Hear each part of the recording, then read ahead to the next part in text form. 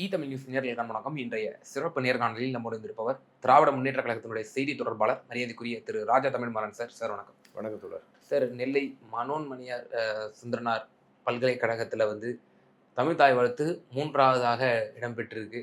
Governor சொன்னது தான் நாங்கள் ஃபாலோ பண்ணுவோம்னு சொல்லி வைஸ் சான்சலர் ஆல்ரெடி சொல்லியிருந்தார். அதுபடியே நடந்திருக்கு. தாவேகா அரசு இதை எப்படி அணுகுது? இப்படி தமிழ்த்தாய் வாழ்த்து, அதுவும் தமிழ்த்தாய் வாழ்த்து இயற்றியவரே இப்படிப்பட்ட ஒரு சூழ்நிலை ஏற்பட்டிருக்கு. மனோன்மணி சுந்தரனார் அவர் அந்த தமிழ்த்தாய் வாழ்த்தை இயற்றியவர். எப்படி பார்க்குறீங்க? நான் சொன்னது தான். பாரதிய ஜனதா ஒரு மாநிலத்தை ஆண்டுச்சுன்னா என்னெல்லாம் நடக்குமோ அதுதானே இப்போ நடந்துட்டு இருக்கு. இன்னும் ரொம்ப கன்வீனியன்ட்டாக உயர்கல்வித்துறை அமைச்சர் போகவே இல்லை, கேட்டால் புறக்கணிப்புங்கிறாரு. அது உடன்பாடு இல்லாத விஷயங்கள் தானே. நீங்கள் மாணவர்கள் குவித்தில் இருந்திருக்காங்களே அங்கே. நீங்கள் நெல்லை மனோன்மணி சுந்தரனார் பல்கலைக்கழகம்ங்கிறது உலக புகழ் பெற்றது. தமிழர்கள் அத்தனை பேருக்கும் பரிச்சயமான ஒரு மிகப்பெரிய பல்கலைக்கழகம். அதில் போய் நீங்கள் தமிழ்த்தாய் வாழ்த்த 3ஆம் இடத்துக்கு தள்ளுறது எந்த விதத்தில் சரின்னு சுத்தமாக எனக்கு தெரியலை. பாரதிய ஜனதா மற்ற மாநிலங்களில் என்ன செஞ்சுக்கிட்டு இருக்கோ, தான் ஆளுகின்ற யூபி எம்பியில் என்ன செஞ்சுச்சு அதை இப்போ தமிழ்நாட்டில் செய்யுது, அவ்வளோதான். இது ஆட்சேபிக்க வேண்டியது யாரு? முதலமைச்சர் தான் நான் சொல்லணும். முதலமைச்சர் தான் இதற்கு கடுமையான ஆட்சேபனையை சொல்லணும், கூடாதுன்னு சொல்லணும், இதை எதிர்க்கிறோம்னு சொல்லணும். ஒரு வார்த்தை வரலையே. மேகதாதுல தமிழ்நாட்டு அரசினுடைய ஒப்புதல் பெற வேண்டிய அவசியம் இல்லைன்னு ஒன்றிய இணையமைச்சர் அவர்கள் சொல்றாங்க. அதுக்கு இது வரைக்கும் மறுப்பு சொல்லலையா முதலமைச்சர்? இப்போ பேச்சுவார்த்தைக்கெல்லாம் போறாராம் கர்நாடகத்துக்கு முதலமைச்சர். இந்த டிராமாலாம் வேண்டாம். நாளன்னைக்கு திமுக ஆர்ப்பாட்டம் அறிவிச்சிருக்கு. டெல்டா மாவட்டங்கள் இருக்கக்கூடிய விவசாயிகளினுடைய ஆர்ப்பாட்டத்தை அறிவிச்சிருக்காங்க. கடுமையான பாதிப்பு. நிலத்தடி நீர் மட்டம் ரொம்ப கீழே போயிடுச்சு. விவசாயத்துக்கு சுத்தமா தண்ணி இல்லை. வறண்ட பூமியா காவிரி முழுக்க இருக்கக்கூடிய பாய்கின்ற இடங்கள் எல்லாமே தண்ணி இல்லாததுனால கடுமையான பாதிப்பை சந்திக்குது. தண்ணி நேரம் திறந்து விட்டுருக்கணும்ல. இது வரைக்கும் அதை பத்தி ஏதாவது ஒரு பேட்டி, பேச்சுவார்த்தைக்கு போய் என்ன வரப்போகுது? உங்க நாடகத்தை நான் சொல்றேன். அடுத்து மழை வரும் கர்நாடகாவில், மான்சூன் செட் ஆகும்போது. அப்ப தண்ணி ஏறும். அவன் 82 டிஎம்சி கொள்ளளவு அதுக்கு மேலே போச்சுன்னா தானாக திறந்து விட்டாகணும். தமிழ்நாடு வடிகாலாக பார்க்குறான்னா வடிகாலாக மட்டும்தான் பார்க்குறாங்க. நீங்கள் அந்த 82 டிஎம்சி ஏறும்போது இவர் பேச்சுவார்த்தைக்குன்னு போவார். அண்ணன் போனதுனால தண்ணியை திறந்து விட்டுட்டாங்கம்பாங்க. எம்ஜிஆர் இதே நாடகத்தை தான் நான் பண்ணாரு. நீங்கள் திறந்து விடுற நேரத்துக்குள்ள இங்கே பயிர் பூரா காஞ்சி போயிருக்கும் சார். கருகி போயிடும். கருகி போடும் சார். சும்மா 100 ஏக்கர் 1000 ஏக்கர் இல்லை, லட்சக்கணக்கான ஏக்கர்ல இருக்கக்கூடிய சாகுபடி பயங்கர அடி வாங்கிடும். அப்ப திறந்து விட்டே பிரயோஜனம் கிடையாது. இப்பதான் நீங்க மறையா பார்த்திருந்தா நீங்க ஒன்றிய அரசு அணுகி இருக்கணும். நீங்க பேச்சுவார்த்தையில் இது தீர்க்கிற விஷயம் கிடையாது. இது நமக்கு நடுவர் மன்ற தீர்ப்பு இருக்கு. கண்டிப்பா திறந்து விட்டாகணுங்கிற கட்டாயம் அவங்களுக்கு இருக்கு. காங்கிரஸ் உங்க கூட்டணியில இருக்கு. ராகுல் உங்க நெருங்கிய நண்பரா இருக்காரு. உங்க டெல்லி பிரதிநிதி அவருடைய தொழில் பார்ட்னரா இருக்காரு இப்போதைய முதலமைச்சர் டி.கே. சிவகுமார் அவர்களுக்கு. கூப்பிட்டு பேசி 2 பேரும் உட்கார வச்சு சிம்பிளா ஒரு 10 டிஎம்சி தண்ணியாவது வாங்குங்களேன். இந்த சாகுபடி தப்பிச்சுக்கும்ல. இதெல்லாம் செய்யாம என்ன நீங்க ஆபீஸ் ஷிஃப்டிங்க்கு உட்கார்ந்துருக்கீங்க? அதாவது இன்னைக்கு ஒரு பதிவு பார்த்தேன். இங்கே 10வது மாடிக்கு பக்கத்தில் இருக்கக்கூடிய பில்டிங்க்கு மாத்திரதா சொல்கிறாங்க. பொதுவாகவே ஒரு பேச்சு இருக்கு. அந்த சங்கத்தினுடைய செக்ரட்டரிகளுடைய சங்கம், அந்த அரசு ஊழியர்கள் சங்கம் செக்ரட்டரியேட்டில் இருக்கும். அவங்க ஆட்சேபனையை சொல்லியிருக்காங்க. ஏன்னா நடைமுறைக்கு முதலமைச்சர் அவர்கள் பொதுவாகவே களத்தில் தான் அதிகம் இருப்பாங்க. இங்கே உட்கார்ந்து இருக்கக்கூடிய நேரம்ங்கிறது கம்மியான நேரம் தான் இருக்கும். அதுவே விசிட்டர்ஸ் பார்க்குறதா இருந்தால் பக்கத்தில் வேற ஒரு ரூமில் இருக்கும், கான்ஃபரன்ஸ் ரூமில் இருக்கும். அங்கே வச்சு தான் பார்ப்பாங்க அதிகமான விசிட்டர்ஸ் இருந்தாங்கன்னா. இங்கே முக்கியமான அஃபிஷியல் மீட்டிங்ஸ் மட்டும் தான் நடக்கும். அப்படி இருக்கும்போது இந்த இடமே போதுமான இடம் தான். இதை கொண்டு போய் இன்னொரு பக்கம் மாத்துறதுங்கிறது நீங்கள் செக்ரட்டரியேட் ஃபைல்ஸு அஃபீஷியல்ஸு எல்லாருக்குமான சேம்பரை எல்லாத்தையுமே அங்கே கொண்டு போய் மாற்ற வேண்டியது இருக்கும். இது அவசியம் இல்லாத ஒன்றுன்னு அப்ஜெக்ஷனை சொல்றாங்க. இதெல்லாம் கேட்க போறாங்களா என்ன? அவருக்கு உட்காந்து பீச் வியூ பார்க்கணும். இப்ப இருக்கிற சிஎம் சேம்பர்ல இருந்து பார்த்தா மக்கள் தான் தெரிவாங்க. சார், மாநில உரிமைகள் தாரை வார்க்கப்படுகிறது, இந்த ஆட்சி அமைந்தது முதல் சரணடைஞ்சிட்டு இருக்காங்க அப்படின்றது தான் நீங்க வைக்கக்கூடிய முழுமையான வாதங்கள். இப்போ ஆளுநர் சட்டசபைக்குள்ள அவங்க கொடுத்த அந்த உரையை வந்து முழுமையா வாசிச்சாங்க பாத்தீங்களா அப்படிங்கிறத அவங்க வந்து பதிலா சொல்றாங்க. மேலும் திராவிட முன்னேற்ற கழகம் கடந்த எடப்பாடியார் ஆட்சி காலத்துலலாம் வந்து கடுமையா நம்ம எதிர்வினை ஆட்டியிருக்கோம். கருப்பு கொடி காட்டினதிலிருந்து நம்ம ஆளுநர் அவர்களுடைய செயல்பாட்டுக்கு எதிராக நம்ம சாலையில் வீதியில் இறங்கி நம்ம போராடி இருக்கோம். இப்போ தமிழ்தாய் வாழ்த்து என்பது புறக்கணிக்கப்பட்டிருக்கிறது, 3ஆம் இடத்திற்கு தள்ளப்பட்டிருக்கிறது என்று சொன்னால் திராவிட முன்னேற்ற கழகம் வந்து என்ன ரியாக்ஷன் பண்ணும் அப்படிங்கிற ஒரு கேள்வி இருக்கு. எங்களுடைய ஆட்சேபனையை தொடர்ந்து சொல்லிட்டு வரோம். என்னை கூட தலைவர் பதிவு போட்டிருக்காங்களே, இது முறையற்ற செயல், இப்படி அனுமதிக்க கூடாது. நீங்க சட்டமன்றத்தில் அனுமதிச்சதனுடைய விளைவு இன்னைக்கு பல்கலைக்கழகங்களுக்கு நோக்கி நகர்ந்திருக்கு. அதுக்கே அப்ஜெக்ஷன் சொல்லியிருந்தீங்கன்னா இங்க மாறி இருக்காது. அப்ப அதை எதையுமே அவங்க செய்ய மாட்டேங்கிறாங்கல்ல. நான் தான் சொன்னேன், பாரதிய ஜனதா ஆளுகின்ற மாநிலங்கள் என்ன நடக்குமோ அதான் இங்க நடக்குதுன்னு சொல்ல வரேன். நீங்க இன்னொரு விஷயம் நீங்க தெளிவா வச்சுக்கோங்க. நாம இருக்கும் பொழுது சட்டமன்றத்துக்குள்ளார நம்ம வந்து தமிழ்தாய் வாழ்த்து துவக்கத்திலும் நிறைவுல நம்மளுடைய தேசிய கீதத்தையும் பாடுகின்றத வழக்கமா வச்சிருந்தோம். ஏத்துக்கிட்டா ஏத்துக்கிறாங்க, ஏத்துக்கலாம் கவர்னர் கிளம்பி போறாருன்னா போகட்டும். அதை பத்தி என்ன இருக்கு நமக்கு? நாங்க செஞ்சோம்ங்கிறத நீங்க செய்யணுங்கிற அவசியம் இல்லை. செஞ்சது நியாயமா இருந்தா செய்யுங்கிறோம். இப்ப எந்த விதத்துல இது நியாயம்? நீங்க சமஸ்கிருதத்தில் இருக்கக்கூடிய வந்தே மாதரத்தை கொண்டு வந்து முதல்ல வைக்கிறீங்க, உண்டா இல்லையா? 2வது தேசிய கீதம், 3வது தமிழ். அடிப்படையா தப்பா இருக்குல்ல. நீங்க சமஸ்கிருதத்துக்கு இப்ப 6100 ஆசிரியர்கள் நியமனம் பண்றீங்க ஒன்றிய அரசுல இருக்கக்கூடிய பிஎம்ஸ்ரீ பள்ளிகளுக்கு. எம்பி யூபி போன்ற மாநிலங்கள்ல இருக்கக்கூடிய பள்ளிகளுக்கு கிட்டத்தட்ட 14,800 ஸ்கூல்ஸ் இருக்கு. அதுல 6,100க்கு ஃபர்ஸ்ட் பேட்ச் அறிவிச்சிட்டீங்க. அப்ப மீதி இருக்கிற ஸ்கூல் எல்லாத்துக்கும் சமஸ்கிருதத்தை நீங்க ப்ரொமோட் பண்ற வேலையை செய்யறீங்க. வெறும் 26,000 பேர் மட்டுமே பேசி கொண்டிருக்கக்கூடிய சமஸ்கிருத மொழி கிட்டத்தட்ட சொல்லணும்னு சொன்னா அது செத்த மொழின்னு சொல்லுகின்ற வழக்கம் உண்டு. அந்த மொழியை திரும்ப எடுத்து பிடிச்சு RSS நோக்கத்தை அவங்களுடைய நோக்கமே சான்ஸ்கிரிட்ட பரப்புறது தானே. அதை இன்னைக்கு பிஜேபி அரசு செய்யுது. அப்ப அதே சான்ஸ்கிரிட்ட அதுவும் தெளிவா நீங்க பாடணுமா, பிழை இல்லாம பாடணுமா. பிழை இருந்ததுன்னா நீங்க கிட்டத்தட்ட சொல்லணும்னு சொன்னா ஜெயில் தண்டனை சொல்றான். ஆமா, அவமதிச்சா ஜெயில் தண்டனை. தவறா பாடனா கூட இது எந்த அணுகுமுறை? என்ன அணுகுமுறை?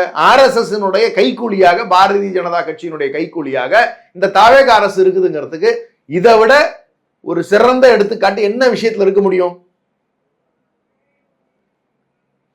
சார், இப்போ இந்த கொஸ்டினை நீங்க அப்போசிஷன் பார்ட்டியா ரைஸ் பண்றீங்க. இப்போ கூட்டணியில் இருக்கக்கூடிய கட்சிகளை, இப்ப சிபிஎம் மாநில செயலாளர் தோழர் பே. சண்முகம் பிரத்யேகமா ஒரு வீடியோ தற்போது வெளியிட்டிருக்கிறார். இது உங்க தமிழ்நாடு அரசினுடைய ஸ்டாண்ட் என்ன? நீங்க ஒரு சட்டத்தை வரக்கூடிய சட்டமன்ற கூட்டத்தொடர்ல நீங்க தனியா ஏற்றணும். எந்த விழாவாக இருந்தாலும் சரி, தமிழ்நாடு அரசின் சார்பில் நடக்கக்கூடிய விழாக்கள்ல பிரதானமா முதல்ல வந்து தமிழ்தாய் வாழ்த்து தான் பாடப்படணும் அப்படிங்கிறது நீங்க சட்டமா ஏற்றணும். உங்களுடைய நிலைப்பாட்டை தெளிவுபடுத்தணும் அப்படின்னு சொல்லி அவங்க கேட்டிருக்காங்க. சிபிஐ கடுமையா கேட்டிருக்கு, விடுதலை சிறுத்தைகள் கடுமையா வந்து கேட்டிருக்கிறாங்க. கூட்டணி கட்சிகளும் அதை வந்து கடுமையா ரேஸ் பண்ணியிருக்கிறாங்க. நிச்சயமா உரிய விளக்கம் உங்களுக்கு கொடுப்பாங்க சார். நீங்க பிரதமரை போய் பார்க்கும் பொழுது கூட வந்து தமிழ்தாய் வாழ்த்தை முன்னாடி பாடணும்னு ஒரு கோரிக்கை தானே வச்சுட்டு இருந்தீங்க. வச்சிங்களா இல்லையா? பிரதமர்கிட்ட வச்சிங்களா இல்லையா? ஆமா, அதை விளம்பரம்லாம் வந்து படுத்திக்கிட்டீங்களே, சரின்னு சொல்லிட்டாங்கன்னு வேற சொன்னீங்களே.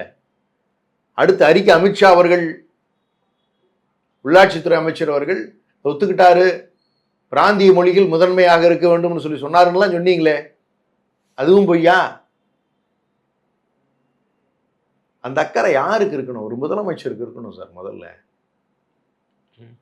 அக்கறையில், அதாவது பண்பாடு, நாகரிகம் இதெல்லாம் தெரிஞ்சிருக்கணும். தமிழ்நாடு அப்படின்னு சொன்னா இந்த மொழியினுடைய தன்மை, ஏன் தமிழ்த்தாய் வாழ்த்த முதன்மையா பாடணும், இங்க தமிழர்களுடைய மனநிலை என்ன, ஒன்றிய அரசுனா என்ன, இந்த தெளிவான புரிதல் இல்லைன்னு சொன்னா அவங்க செய்யறது எல்லாத்தையும் எதையுமே பரவாயில்ல, இருந்தா என்ன தப்பு இருக்கு, இருந்தா என்ன தப்பு இருக்குன்னு எல்லாத்தையும் விட்டு கொடுத்துட்டு போற மாதிரி தான் ஆகுது. மாநில உரிமைகள்ல முக்கியமான விஷயம் இல்லது. சமஸ்கிருதத்தை நீங்க கொண்டு வந்து உச்சத்துல வச்சுட்டீங்கிற தெரியலையா? இது முறையான செயலா? அடுத்து நீங்க இன்னொரு மொழியை வச்சு மூன்றாவது ஒரு மொழியாக தானே நீங்க தமிழை கொண்டு வந்து வச்சிருக்கீங்க. இது ஏற்புடையதல்ல. கடுமையான ஆட்சேபனைக்குரிய விஷயம் இதெல்லாம். இது என்ன வழக்கத்தை அந்த அரசு பின்பற்றுதுன்னே தெரியல. நீங்க கம்யூனிஸ்ட் உங்களுடைய கூட்டணி கட்சிகள் சொல்லுகிறார்கள், ஆனா அதை கேட்கின்ற மனநிலையில விஜய் அவர்கள் இருக்கிறாரா முதலமைச்சர் அவர்கள்? இல்லையே. யாரோ என்னமோ பேசிங்க, நான் சேரதான் செய்வேன், எனக்கு பிஜேபியோட எந்த சங்கடமும் வேண்டாம், அதை எதிர்க்கிறதெல்லாம் தப்பு, அப்படிதானே கொண்டு போறீங்க நீங்க. ஏன் மேகதாதுவாகட்டும் இல்ல மற்ற பிரச்சனைகளாகட்டும், ஒரு விஷயத்துல காக்ரோச் ஜனதா பார்ட்டி அவ்வளவு பெரிய ஆர்ப்பாட்டத்தை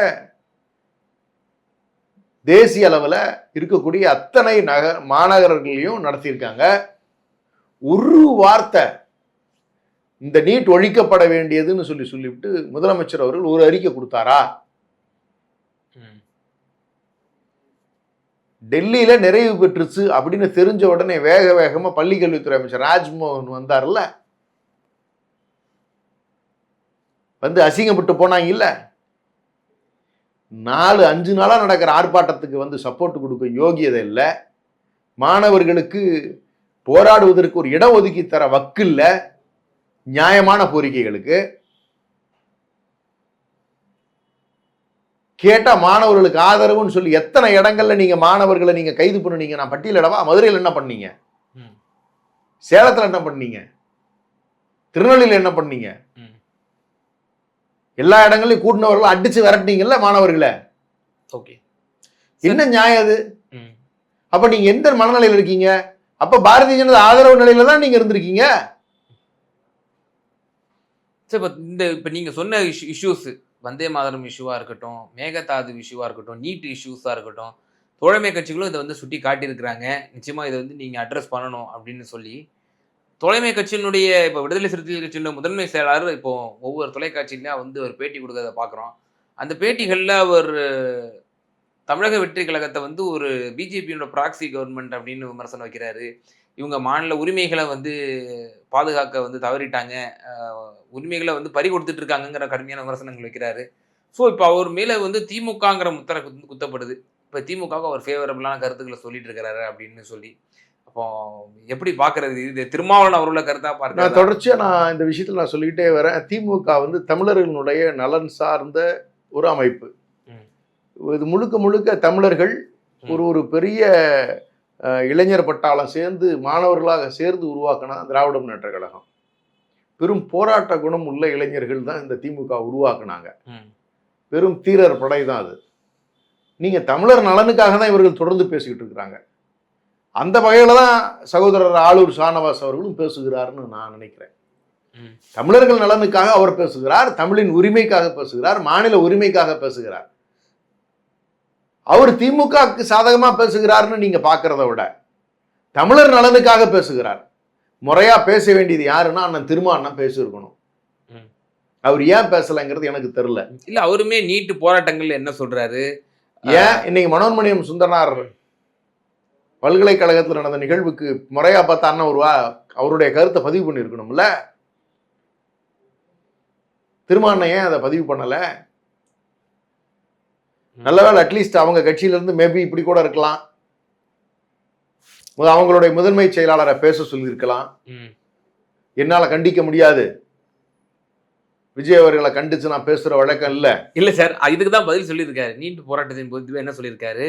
நாங்க ஒரு கூட்டணியில இருக்கிறோம் அப்படிங்கிறதுக்காகவே இனி நாங்க ஒருபோதும் தலைமை என்ன சொல்லுதோ அதுக்கு கட்டுப்பட்டு நாங்க வந்து கூட்டணி கட்சிகள் செயல்படணும் அப்படிங்கிற இதுவே கிடையாது.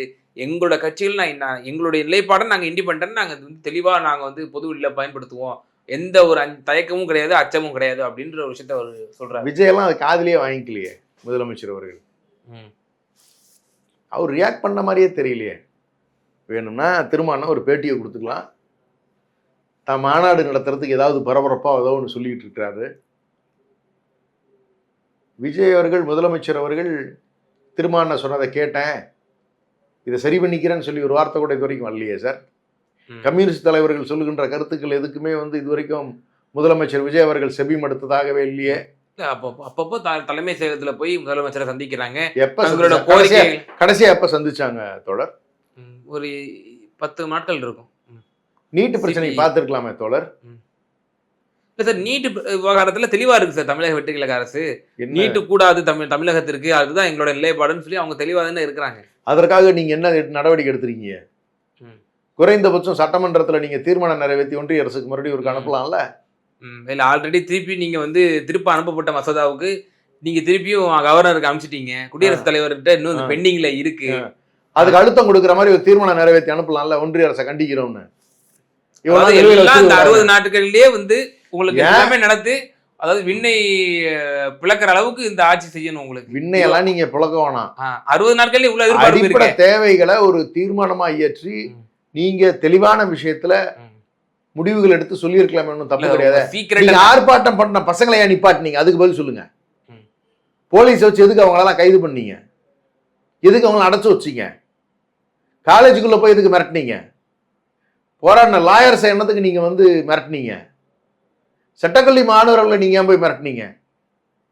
குறைந்தபட்ச நாகரிகம் இருக்கக்கூடிய ஒரு அரசியல் தலைவராக தான் ஜனநாயக முறைப்படி எங்கேயும் பிரச்சனை இல்லாமல் உங்களுக்கு இடம் ஒதுக்கி தரணும். மாவட்டத்தோறும் இடத்தை ஒதுக்கி கொடுத்து இந்த இடங்கள்ல நீங்க கூடிக்கொள்ளுங்கள், உங்களுடைய ஆர்ப்பாட்டத்தை, உங்களுடைய கருத்துக்களை பதிவிடுங்கள். அதற்கு மதிப்பளிக்கின்ற அரசு இந்த அரசுன்னு சொல்றதுக்கு வந்து உங்களுக்கு வக்கு இல்லைல்ல.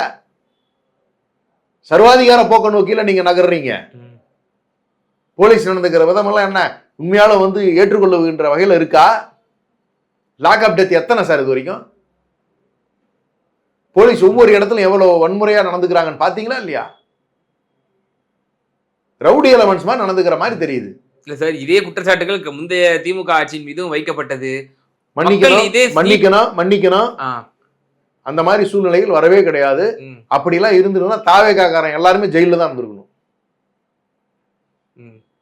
இல்ல, தாவேகாவினர் மீது தான் நீங்க வந்து நடவடிக்கை எடுக்கல தவிர மற்ற எல்லா கட்சியினர் மீதும் எதிராக விமர்சனம் செய்தவர்கள் மீதும் உங்களுடைய காவல்துறை கிடையாது. நீங்க உங்க ஆட்சியிலும் வந்து மறுக்கப்படலையா? நான் மறுக்கிறேன். வரம்பு மீறினால் மட்டும்தான் அப்படிப்பட்ட ஒரு நிலையை நாங்க எடுத்தோம். அப்படி ஒரு அடிப்படையான ஒரு வரம்புங்கிறது கூட இல்லாம இருக்கு. நீ பேசவே கூடாது. சோசியல் மீடியால கமெண்ட் போட்டதுக்கெல்லாம் கைது பண்ணி வச்சிருக்கீங்க. கோவை ராமகிருஷ்ணன் எதுக்கு ரிமாண்ட் பண்ண போகுது? உங்க ஆட்சி இருந்த போது கோவை ராமகிருஷ்ணன் அவர்களே ரிமாண்ட் பண்ண. அவருடைய பதிவுகள் தான் நீங்க பார்க்கணும். ஆர்எஸ்எஸ் நடைபயிற்சி செஞ்சுட்டு இருக்காங்க. அதாவது ஆர்எஸ்எஸ் பயிற்சி பள்ளிக்கூடத்துல நடக்குதுன்னு சொல்லி அவர் வந்து எதிர்த்து போராடுறாரு.